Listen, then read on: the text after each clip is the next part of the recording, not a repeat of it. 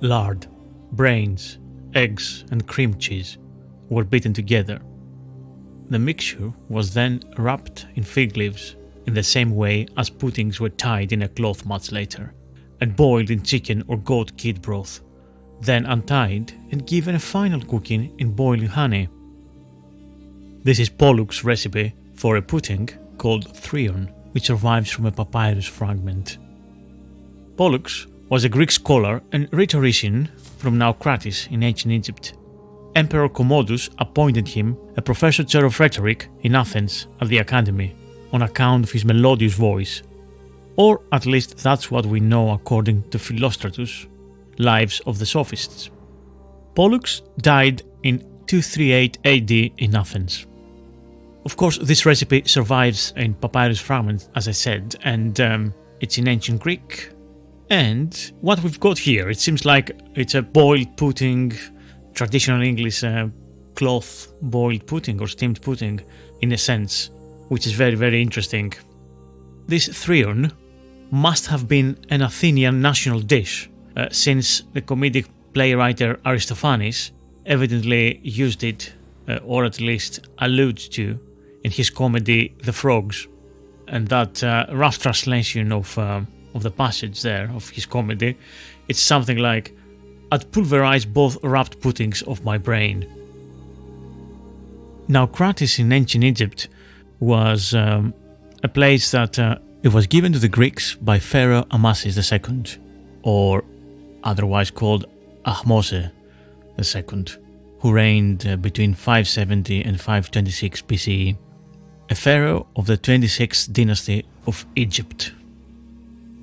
So Greek merchants took wine and silver to Egypt and returned back with wheat. Some of them eventually formed semi-permanent settlements there, which one of them, and the largest one, was Naucratis. So they settled there and worshipped their own gods. The archaeological evidence, however, suggests that there were Greeks at Naucratis from at least 630 BCE. Why am I mentioning Naucratis in Egypt though, here?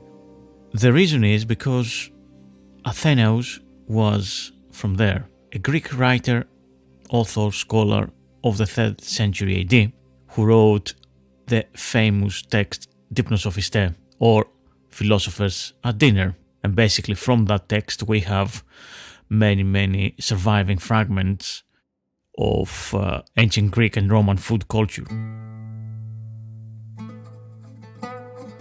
Hello, my name is Thomas Dinas, and this is the Delicious Legacy Podcast. Welcome back to another archaeogastronomical adventure. And what adventure it is today. I'm really happy to say that today's episode has many exciting ancient recipes. Fragments from papyri, fragments from texts from ancient books, and discussions between philosophers, and any other tantalizing evidence that archaeologists and historians managed to uncover the last 100 or so years. And we will discuss ancient chefs, their fame, their egos, their competitive nature, and all the kind of things that also we find in our modern professional kitchens. Of course, inspiration for today's episode was a previous episode I did in season 1, episode 29, which was released in August 2021, which is called Recipe Books Buried Under the Sand. And that obviously is from the papyri that they were buried in the ancient city of Oxyrhynchus. And we found a lot of tantalizing evidence there. But there's also various other elements from ancient cookery books and ancient cooking in general that we will discuss today from various sources. And so, the first one of these ancient Greek culinary legends we need to mention here is Mithaecus. Mithaecus was a cook and a cookbook author of the late 5th century BCE. He was a Sicilian who brought good cooking to Sparta, where it was not welcomed. And this is according to a late source, Maximus of Tyre, and to Athens as well, where his cooking was welcome. He earned a backhanded compliment from Socrates in Plato's Gorgias and a lasting but limited fame. His book, the first known cookbook in Greek, was written in the Doric dialect. It is lost except for Mnesithius' 2 citations and one short verbatim quotation by Athenaeus. And in the latter, there is a recipe for the fish Cepola rubescens, the tape fish, I believe this is called. So the only surviving recipe by Europe's oldest cookbook author is basically an instruction of dealing with this fish. And it goes like this. Gut, discard the head, rinse, slice, add cheese and oil. Cepola rubescens is a long ribbon-like fish, now not much sought after, but it seems that it was a delicacy to classical Greeks. So the 3 notes of the cookery book in Athenaeus is the following. Mithaecus mentions the alfestes in his cookery book. Mithaecus in his cookery book says, cut the ribbon fish, cut the head off, wash it and cut it into slices and pour on cheese and oil. And the third fragment, the Lydians were the first to invent karike, on the preparation of which the composers of cookery books have pronounced Glafkos of Locri, Mithaecus, Dionysios, the 2 Heraclides of Syracusan descent, Agis, Epenetos, Dionysios, Hegesippos, Erasistratos, Ephthydemus and Crito, and in addition Stephanos, Arctas, Acestios, Acesias, Diocles and Philistion. So on these fragments we note that generally fine fish were the main component of the haute cuisine at the time, and it seems that they were plentiful off the coast of Sicily. And from that also we can derive, like by proxy, that meat was classified as a festive but often not suitable for haute cuisine. From the second fragment we find that clear practical instructions resemble those of Archestratus, but the only difference is that the taste for cheese in the fish, it was something that Archestratus, the later author and gourmand, was rejected by him anyway. Now the third fragment is quite interesting and quite telling, because this famous sauce karike, which was originally from Lydia, which Lydia is in Western Asia Minor, basically it tells us that the book of Mithaecus clearly extended to other traditions and other cuisines than the Sicilian Greeks, and even to a tradition with a meat-based specialty. Now, if I'm not mistaken, from karike we derive the modern Greek word karikevma, which means something added as an extra on the food. Generally, it can be something like, so karikevma, the word karikevma, some combination of dried spices or other additional stuff that put on the food for extra flavor and to give an added aroma or taste to the food.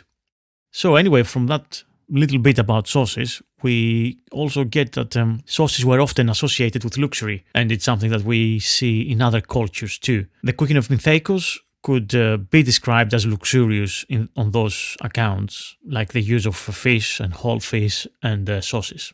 Now, the mention of these names on the list, it seems like these people were doctors advising on diet, especially Diocles. Diocles certainly anyway. So it seems like the others were chefs, cooks, famous cookbook authors, or dietitians, doctors, and all of that stuff together. So this was Mithaecus, the first and earliest cookbook author of Europe and of the Greek world that we know of. Another tempting guesswork we can make about another famous chef called Paxamus, or cookbook author, is that the barley biscuit, which we call Paximadion in Greek, and in ancient Greek was called too, seems to be named after him. So whether he was the inventor of the dry barley biscuit, or he developed recipes with it, or he made some improvements in the recipe, we don't know per se, but there seems to be a connection there.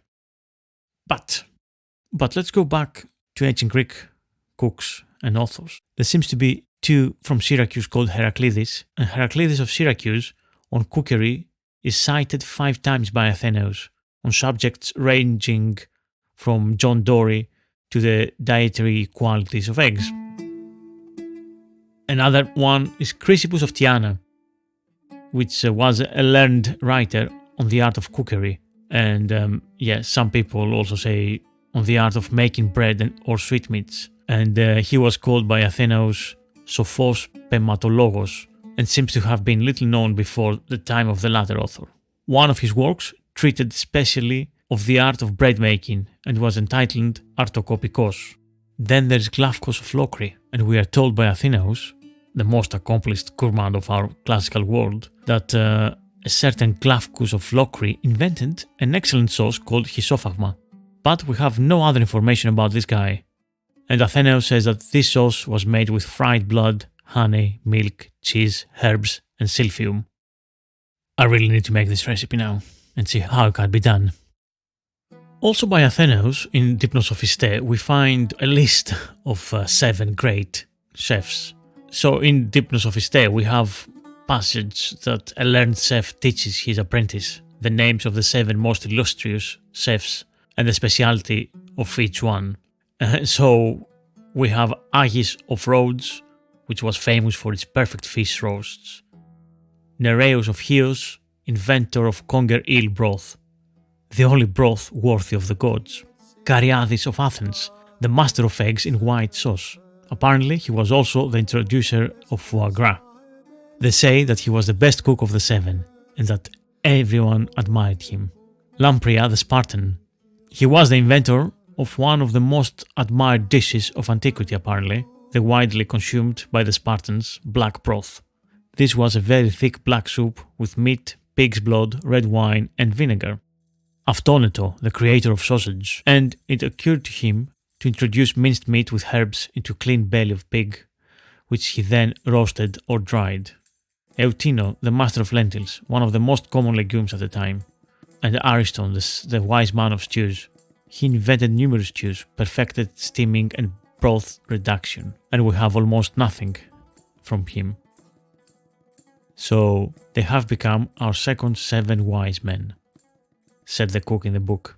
And this is a throw to the 7 sages of Greece, or the 7 wise men of Greece, which it was given by classical Greek tradition to 7 philosophers. And these were Thales of Miletus, Pittacus of Mytilene, Bias of Priene, Solon of Athens, Periander, Hilon of Sparta, and Myson of Chenae.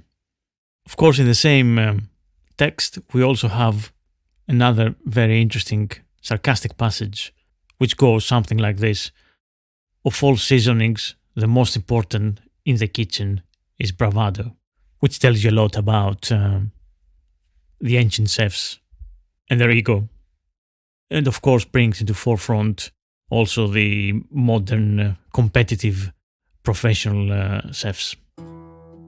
Now it seems that there was a demand for hired chefs in ancient Greece, and this demand was at private parties, and that reflects a social development which started around the 4th century BCE. It seems like the rich elite in Athens, in particular in Athens, but also in other towns and cities, polis, the city-states of ancient Greece. So over several decades, they moved towards greater privacy, towards the consents of their friends and families, rather the consents of the community, of the whole polis. So this change of emphasis was probably felt acutely in dining, as home entertainment was undertaken on a scale not seen before. People of course still ate at civic and religious functions, but we hear much more of private meals compared to that in the 5th century BCE. To reflect this new emphasis and new style, the chef was hired to lay on something special.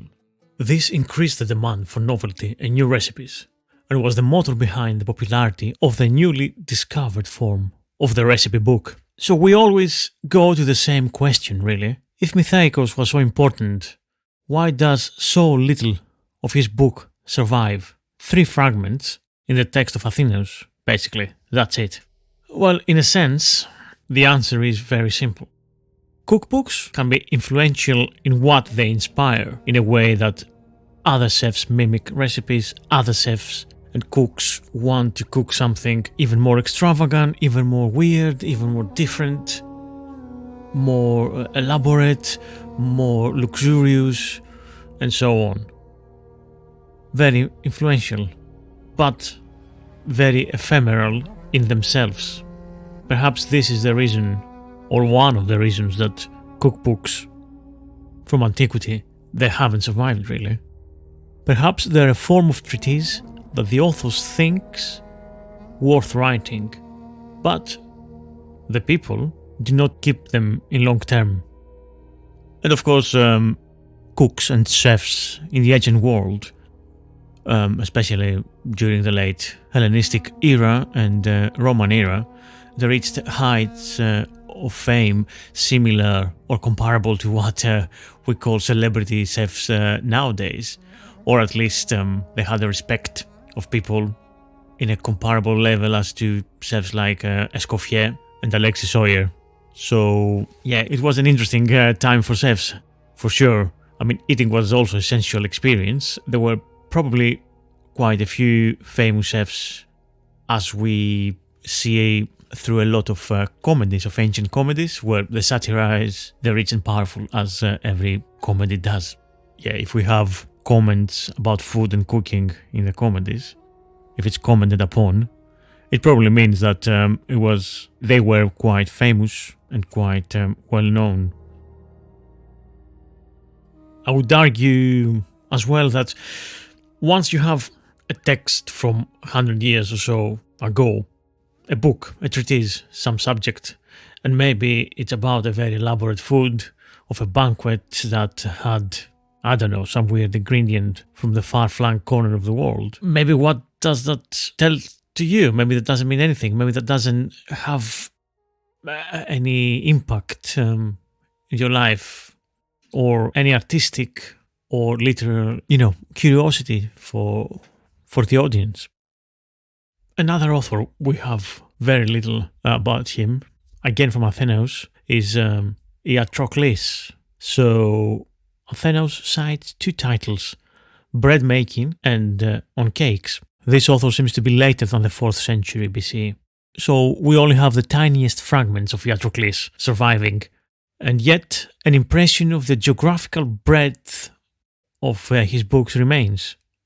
The few fragments that are known describe cakes from Kos, the island near Rhodes in the Aegean, in southeast Aegean, Thessaly, Syracuse, Athens. So the passage goes like this. There are also Kribanae, and Kribanes is a name given by Alcman to some cheesecakes, as Apollodorus tells us. And Eusebius asserts the same thing in the 3rd book of his essay on Alcman. And he says they are in shape like a breast, and that the Lacedaemonians use them at the banquets of women, and that the female friends of the bride, who follow her in the chorus, carry them about when they are going to sing an encomium which has been prepared in her honor. There is also Krymnites, which is a kind of cheesecake made of a coarser sort of barley meal called krymnon, as Iatrocles tells us in his treatise on cheesecakes. Also from the 3rd century comes a fragment from Baton's comedy Benefactors, which gives a further indication that cookery books had taken to distinguishing the origins of recipes, though this time attributing them not to places but to famous cooks. A cook seems to be speaking to a scullery maid. And here's the passage. Right, Saibini, we don't sleep at night. We don't even lie down. With lighted lamp, with book in hand, we work out what Sophon has bequeathed to us, or Simonactidis, or Tyndaricus of Sicyon, or Zopirinus. It is not clear whether these were authors of cookery books. They may have been inventors of recipes, which would be written down by others, but they seem to belong to a different school of cookery. Chios and Sicyon recorded elsewhere as such. Sophon, from Acarnania, in central West Greece, was independently famous. These days, then, the cook's aim was not defined as devising the ideal combination of flavors, but as choosing the best of a varied selection of authorities from different culinary traditions for each dish. We can also mention two more authors of a cookery book. Heraclides of Syracuse and Epanetus are cited in the Epitome of Athenaeus as authorities on quite a significant question. Epanetus and Heraclides of Syracuse say that the best eggs are of peahens, next best being those of shell ducks. They put hen's eggs third. And peafowl had come to the Greek world, from the east obviously, in the 5th century, following the footprints of the domestic hen. But peafowl were expensive creatures, and the eating of peahen's eggs, which must always be far rarer than those of hens and quail, is a form of conspicuous consumption. Before Alexander's time, so far as the sources tells us, no one in Europe ate a peahen's egg. If they are prized by gourmands, it is for the cost more than the flavor. Food for thought, hey? I leave it here, and you make up your own minds. I'll be back after this short break. Hello there, sorry to interrupt.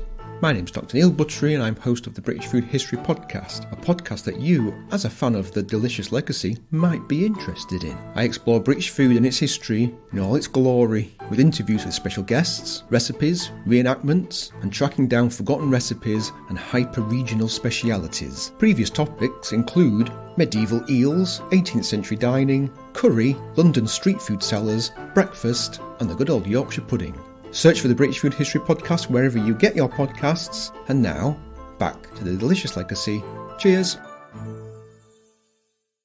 Today's episode is brought to you with the welcome support of Malby & Greek, UK's leading Greek delicatessen supplier and distributor of premium Greek produce.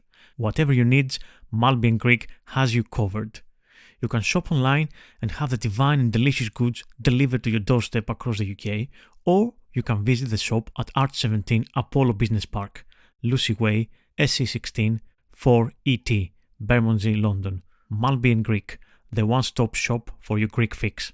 And for you dear listeners, there's a fantastic discount of 15% if you use online the discount code DELICIOUS.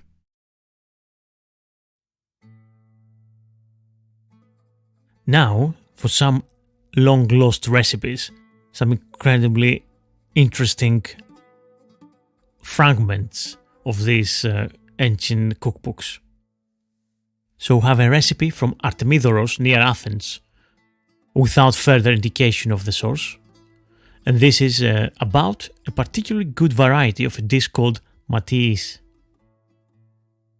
So this was boiled goose. So in that broth, instead of vinegar, they used unripe grapes.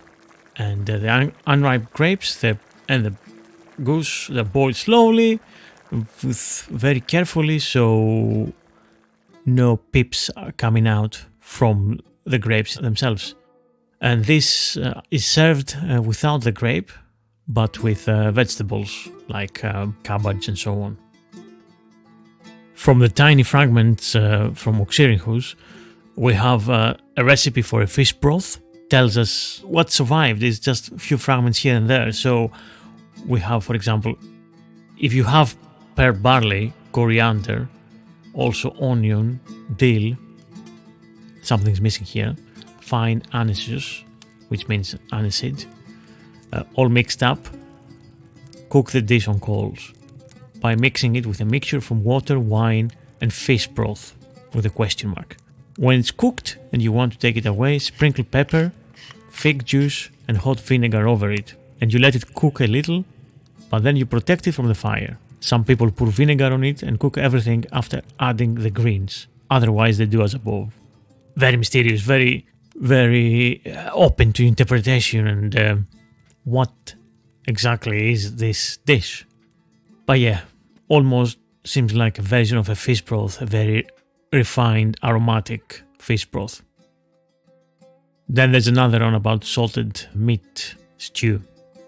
Salted meat or pieces of ham. Meat raw in the same way. The cured meat is cooked beforehand so that you only get rid of its salty taste. Then You put everything in one dish. 4 parts of wine, 2 parts of sweeteners, wine with question mark, 1 part vinegar. Dehydrate, perhaps that means roast, we don't know, dry coriander, thyme, aniseed and fennel after you've poured everything together from the start. Boil the mixture. When it's halfway done, add honey and mild caraway seeds to it. Others also put pepper on it. Pour the broth into a hot saucepan and throw in pieces of market and fresh bread. Again, the ways you can interpret this and make it, they seem endless.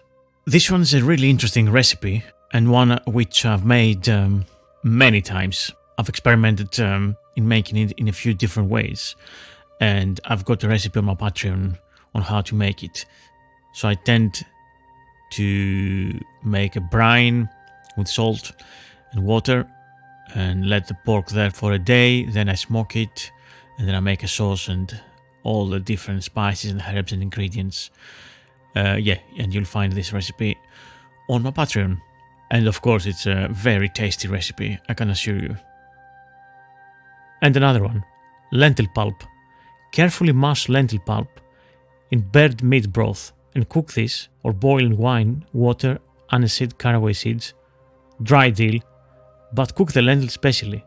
Grate onions, and that's it. That's where the recipe finishes. That's all we have.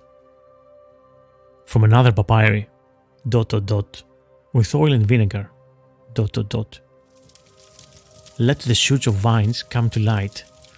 After you've washed and rubbed, scraped it, put mustard and honey on it. Then dip. Cut up nice liver and dress it with oil. Stick them with salt, coriander, thyme, fig juice, vinegar on a skewer. Roast them hot and serve.